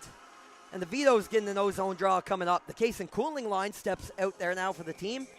Livingston on the right wing and Wilson to the left. Wilson was favoring after a shot block, but looks all right to go. He's going to power through it here and likely for the rest of the game for St. John, leaving everything on the line here, as are all the other players, going for the Maritime title. Now it's going to be held up here on a freeze deep in Duke's territory. Now battling away down low, Colin McCormick, one of the players caught up there. It's a 3-on-2 battle, 3 Dukes and a pair of Vetoes as well. And Eastern Finally gets it out, but some valuable time killed off the clock there as well for the Vetos. Now down in low along the boards are Bow. Up for Sutter McQuaid. Wilson had that bounce up and over his stick, and Ty Murnian will send it in. Murnian and Arbo will collide down along the wall. Two number 4s getting knotted up there, and they're not done rowing in front of Millier's net. Livingston will send that down to the corner. And Connor Arsenault will exit the zone for the Eastern Dukes, and a hit in front of the door at the Vetos bench. Those are the kind of hits that make you hold your breath for a second. Looks like everyone's all right, but have to be very careful in a physical game like this that no one is knocked into the door bench areas. Those are some hard corners to run into at such a high-paced championship level hockey game like this, with 6:25 to play in the third period. The Vetos maintain a 4-2 lead. Goals from Wilson and a trio from tournament MVP Trip Livingston. Score of 39 goals here this year for the Vetos, tops in the Maritime Under-16 League. Bellier cuts into the play and will send that under, and the Vetos are pleading for a goal. A lot of fans up here in the stands as well think that one is in. We don't really have a good sight line as Hatton falls on top of it. And the referee did not make a signal on the play, not even a washout. And it looks like the ruling is no goal. So we'll get a face-off here to the right of Hatton, remaining in the Duke's zone here. Carson O'Toole on the face-off fell, and Bowering comes away for the Dukes. Jackson Bowering turning on the Jets, coming out of his zone, will muscle up through the pressure, getting to the Vetos line, and it's off Bellier and down into the corner. And now Eastern trying to establish some pressure. O'Toole banging away at it with Dion Broussard. And O'Toole will gain the line and send it down the ice as St. John will change up. Quinn McDonald in behind the goal. Seems like he's been out there every second shift here this period for the Eastern Dukes, trying to shorten that bench and find a spark.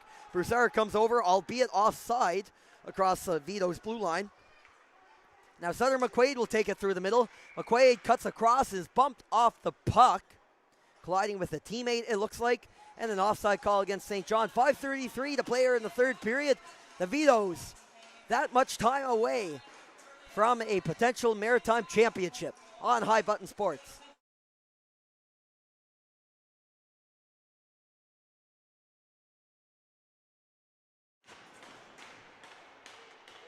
It's going to be taken by Talon Pearson and thrown into the corner, as Green will roll it around on the reverse and up through the middle. That was Cohen Godkin getting tied up there with a Veto at center ice. It's going to be sent down into the Duke zone once more. Cohen Godkin line taking the ice here. They've stayed together the majority of this game, featuring Cash Fisher and Blake Hartman rather. Shanks knocks it down. Hartman giving chase. And Sutter McQuaid jumping back as a pair of Duke's forwards battling away. Now less than 5 to go in the hockey game. It's getting the crunch time here for Eastern. The shot through the crowd, and Fisher's wrister rolled wide. Back up top for Murnian. Murnian exchanging dishes with Hartman, and off the legs of Hartman. Murnian will try again, walks in, shot attempt, and Millier gets in front of that one. It's going to be thrown up through the middle of the ice here. And an icing call going to be assessed to the St. John Vetos. Just wanted to make a quick note on the St. John goalie, Samuel Millier, the goaltender. We've been calling him Malia here throughout the weekend. That was what we were told here by the staff, but some family here of Millier's in attendance here at the championship game today, up from the St. John area, correcting us on the pronunciation on how to properly say Millier. So a big thank you to them, as their family member has been playing very strongly here in between the St. John pipes here this afternoon, as Millier will grab that up and out of the air, calmly handling that long-range shot off the tape of Quinn McDonald. Now Millier will get a face-off here to his right. Or maybe not yet, as a timeout is going to be called out, and the Eastern Dukes will pull together the troops here for 30 seconds to talk over some plays. Well, this game, the championship, is not disappointed. We already had a barn burner of a matchup between these teams earlier in the week. The Eastern Dukes jumped out to a 2-0 lead. Colin McCormick and Ty Murnian scoring on different power plays in the first period. They led 2-0. Trip Livingston got the comeback going on a power play of his team's own to make it 2-1 in favor of the Dukes.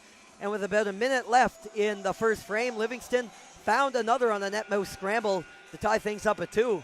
And about a minute into the second, Livingston found another to clinch his hat trick.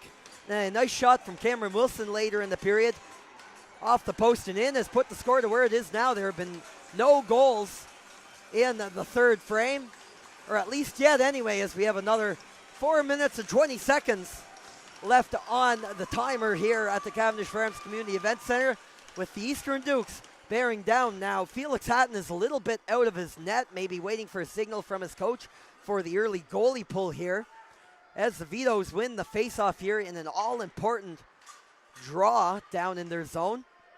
There's a water bottle lying on the ice in front of the Dukes bench down the other way. It's not in the line of fire here yet, as play continues down in Vetos territory. Now under 4 minutes to go. It's going to be sent up through the middle, and Kason Cooling will eject that into the corner to the right of Hatton in the Duke zone. Now Quinn McDonald eyes his options up ice. Murnian going to have that knocked off the stick of Wilson and thrown around into the corner. Maxim McKinnon pinned up there along the wall. Connor Arsenault getting involved in that puck battle, and that's going to roll around the wall for Cormier and into the feet of Wilson, who wears a large check from Murnian on the play, but is able to get the puck out for the Vetos. Campbell Dunn gets some opposition, some pressure from Livingston, who's providing some pressure. Livingston will go down on the play, and Cooling continuing to use the forecheck against the Duke's will here to kill off some more time late in the third period. Now down to just over 3 to go in this Maritime final game. Time ticking down here for the Dukes, who are looking to find a spark and at least pop one in the net if they want a chance at the comeback here late in the game, as Hartman will catch that, skating toward the net underneath as Millier was prepared for the shot. It's going to get away. Nailward will snap that through. Rebound. Scores! And the Dukes cut the lead to 1 with 2:44 to play in the third.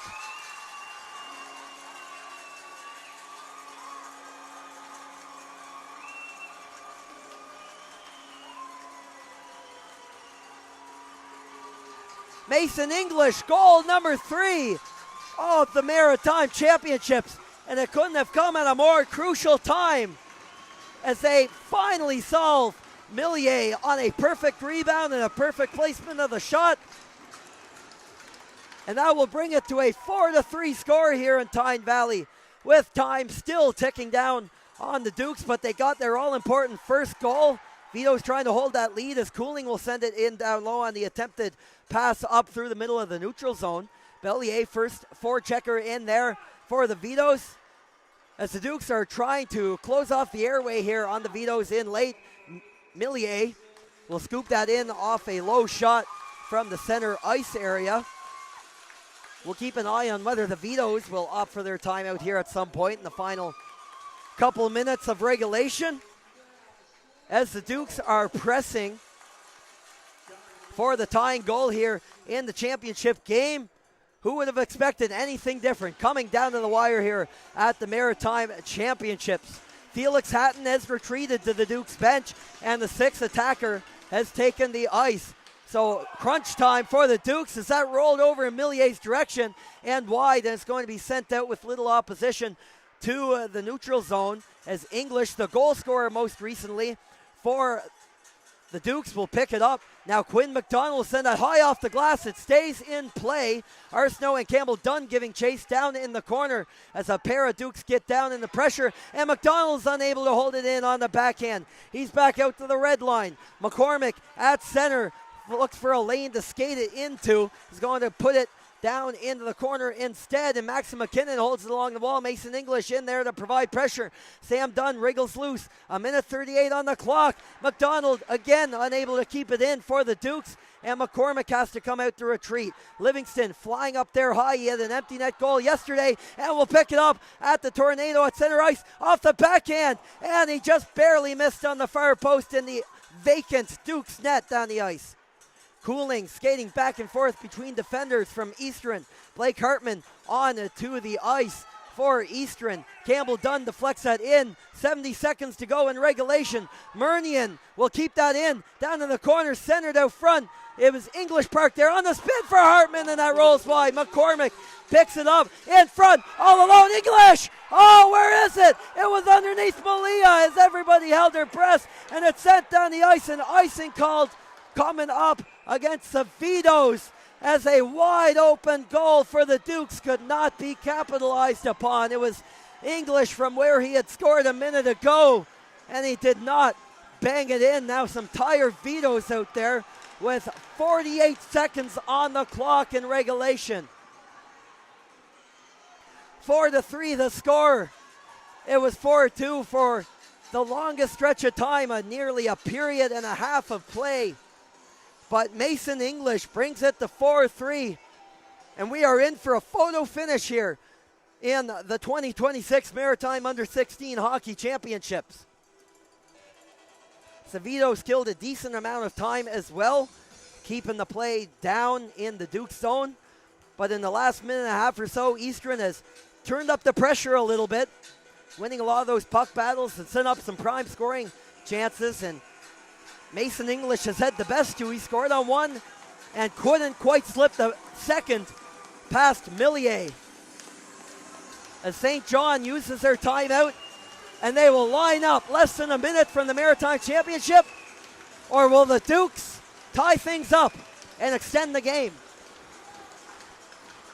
Sam Dunn, Trip Livingston in the face-off, won by Dunn. The Dukes have the puck. McDonald toward the net, off the shin pad. Arsenault on the wrap try, in tight quarters, several bodies in front of Millier in the net, and kept in at the line. McCormick snapped that. It's hard off the boards. English has to hustle. He gets there. 30 seconds down on the clock. Off of Vito. Cooling slaps it along the wall. Lost in the feet of Cormier. Tied up there by McDonald on the pitch. Swinging a miss from McCormick. Second attempt. Millier got a piece of it. Arsenault in front of the net, spun around. And the whistle goes from the official. 18.7 on the clock. Hands over the heads here in the stands and on the ice alike, as the Dukes were jamming away at it for dear life in front of the Vetos net. Same players from both teams. This face-off could decide the hockey game. Livingston and Dunn. It's a tie-up and Dunn bears down. McCormick, the shot, just missed the net high. That was close. McDonald back towards the goal. It's going to work in behind Arsenault in front. The shot, in tight, Dunn, jamming at it. Where's the puck? It's in behind the goal. 4 seconds. Held there by the Vetos. Away from Dunn. And for the first time in their team's history, the St. John Vetos are the Maritime champions.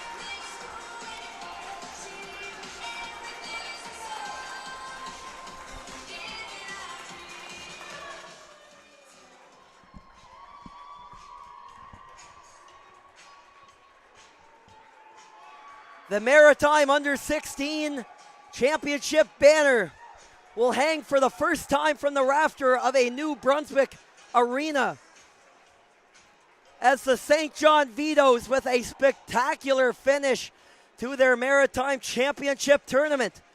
They opened with a loss in a shootout to the Dukes and win 4 straight. They have a tough Saturday in terms of schedule strength and rest. They battle through it, and they get their revenge on the Eastern Dukes in a photo finish of a Maritime Championship final here in Tyne Valley, as Vetos, gloves, sticks, and helmets litter the ice on the far end of the Cavendish Farms Community Events Center, as the teams, as is long-standing tradition in the sport of hockey, will line up over center ice for the post-game handshakes. And what a way to cap off an excellent week of hockey here in Tyne Valley. The Vetos, for long swaths of the season, were the first place team in the league. The competition around them caught up in the standings in that respect. One of them, of course, being the Eastern Dukes, who are always in the mix for the Maritime Championship, icing a competitive, strong team year after year. And they take the Vetos right to the brink in the Maritime Championship final, coming within, for the PEI champions, a heartbreaking 1 goal, who put up another valiant effort on the Maritime stage, but cannot finish the job, as the St. John Vetos themselves put up a heck of an effort here in the 2026 champions, and are the champions. And we'll take the banner back home on the 4-hour bus ride back to St. John after this one. We're going to throw it down to the ice now for medal presentations and other awards before the medals and the banners are handed out here in Tyne Valley. U16AAA Maritime Championships. Please welcome to the ice, assisting in the post-game presentations, Tournament Chairperson Nicole DeRoche.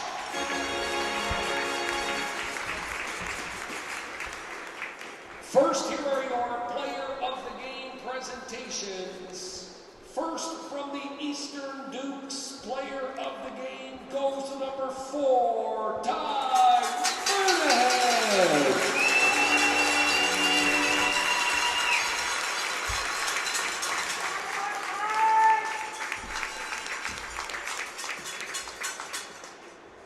And for the St. John Vetos, player of the game goes to number 19, Trip Livingstone.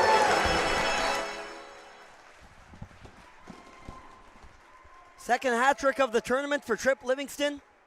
He will take a game MVP, as well as Ty Murnian, for the Eastern Dukes. And more closing ceremonies coming up here in Tyne Valley. Nova Scotia legal representative, J.D. Stoney.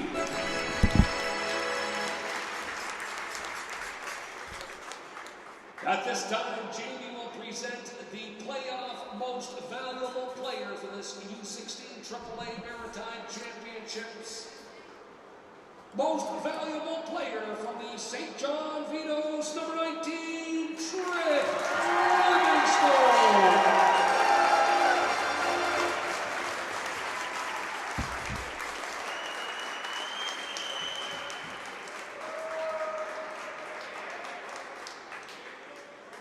At this time, our tournament host committee members would like to make presentations to this year's silver medalists of the U16AAA Maritime Championships, the Eastern Dukes.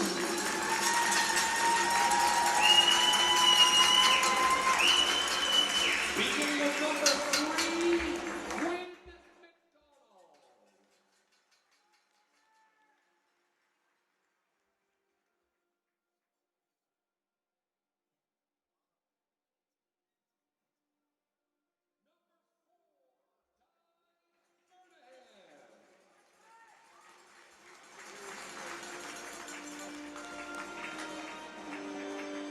Number 5, Kipton Aylward.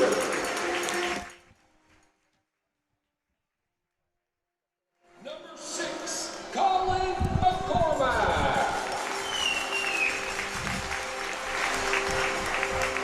Number 7, Cohen Godkin.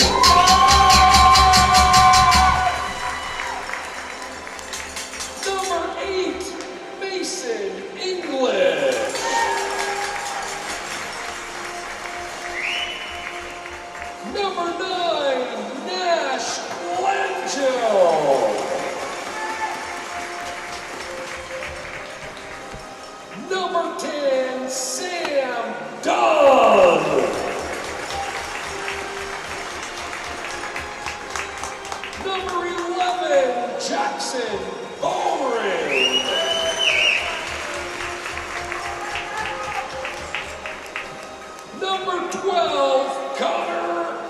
Snow.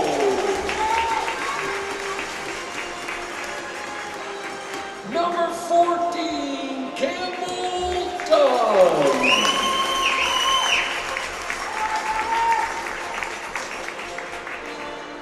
Number 15, William Henry.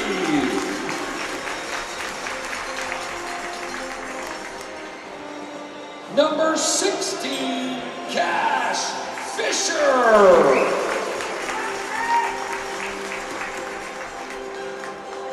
Number 17, Blake Hartman.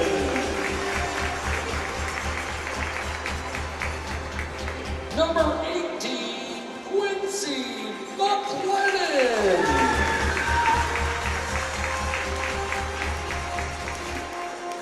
Number 20, Aiden Green.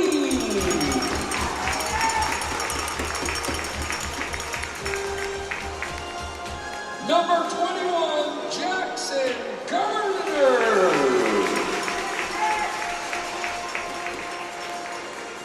Number 23, Dion Broussard.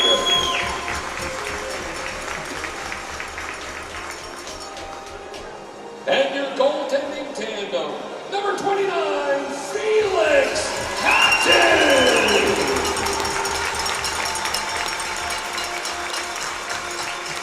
And number 31, Mason McCausland.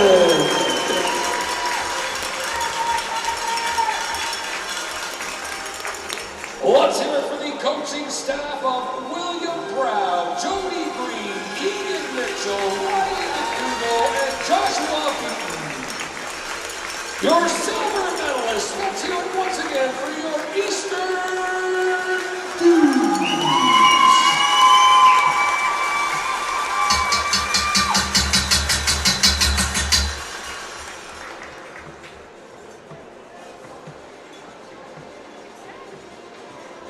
And now our host committee will be presenting gold medals, championship hats, and championship rings to this year's gold medalists of the U16AAA Maritime Championships, the St. John Vetos.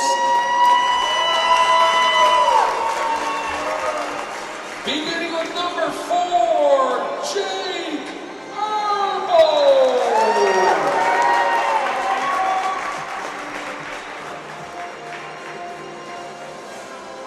Number 5, Sam Whitaker.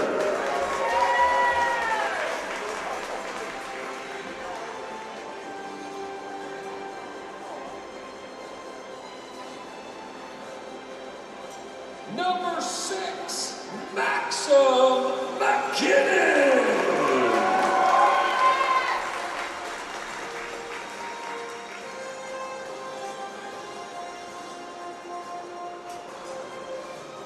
Number 7, Dalen Pearson.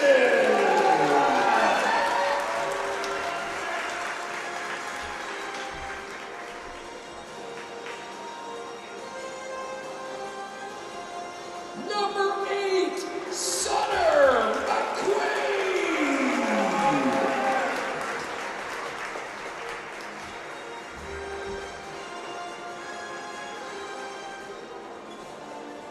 Number 9, Sean Ahern.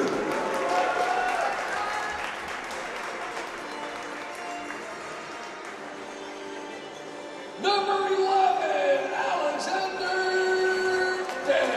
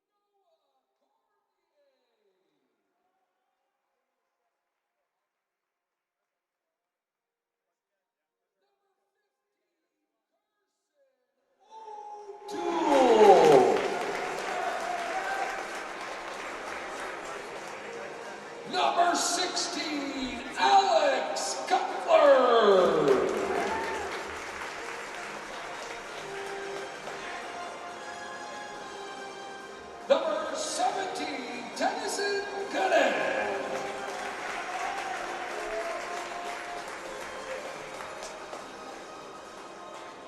Number 19, Trip Livingstone.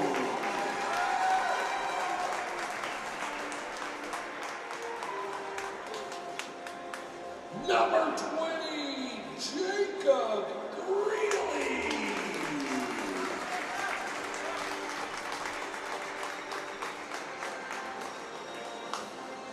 Number 21, Grayson Shanks.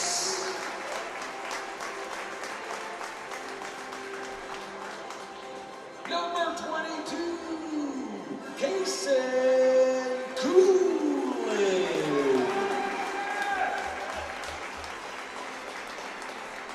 Number 23, Cameron Wilson. And your goaltending tandem, number 30, Samuel Malia.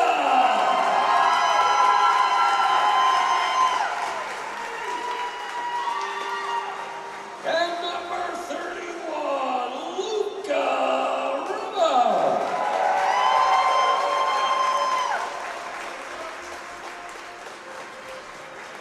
Let's hear it for your coaching staff of Colin McSweeney, Kyle Porter, Matt Gray, Joshua Gogan, and Kristen McKinley.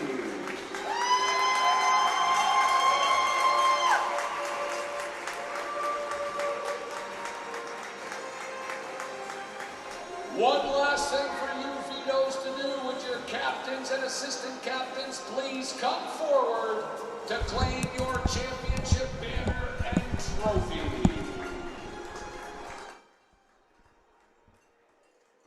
So the St. John Vetos accept their gold medals as well as the Dukes their silvers.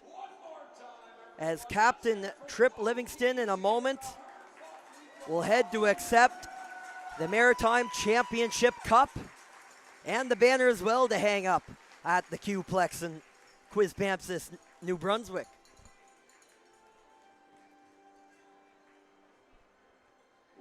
And the players will line up for the presentations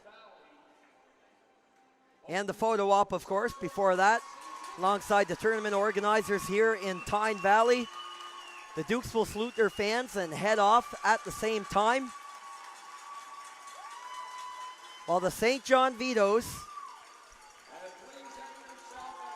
4 captains and then the rest of the team waiting in anticipation, will hoist the championship cup here in Tyne Valley as the 2026 Under-16 Maritime Hockey Champions. The New Brunswick title first, and they will cap off their season with the biggest victory of all. They'll take it for a lap around the banner as well, as it'll be a fun 4-hour bus ride back to the St. John area after this one. Then they will salute the fans here who made the trip down this weekend to Tyne Valley, as well as the folks watching at home here, watching on as the St. John Vetos celebrate their Maritime Championship. A story of several comebacks, 2 of them yesterday on Saturday, and coming back from down 2 to the Eastern Dukes to take the championship game by a 4-2 score. As we will cap things off here on the broadcast from Tyne Valley this weekend here. Thank you for following along all weekend here on High Button Sports. On behalf of my colleague Mark Rooney and Justin Belanger and the rest of the team, bringing the action to you here from High Button Sports all weekend. My name is Luke Diamond. It was a pleasure to play a role in bringing the action to you here this weekend in Western PEI. We hope you enjoyed it as much as we did here this weekend, here at the tail end of the hockey season in the Maritimes. And thanks for following along as well all season long. And it was a pleasure to be a part of the journey. And congratulations to not only the champions, but all teams involved, as well as the volunteers, the coaches, the officials, and all that have made it possible for moments like this to happen here this weekend in Tyne Valley. So we'll sign off and say so long for now, and happy Sunday afternoon here in April in Tyne Valley. Goodbye, and we'll catch you next season on High Button Sports.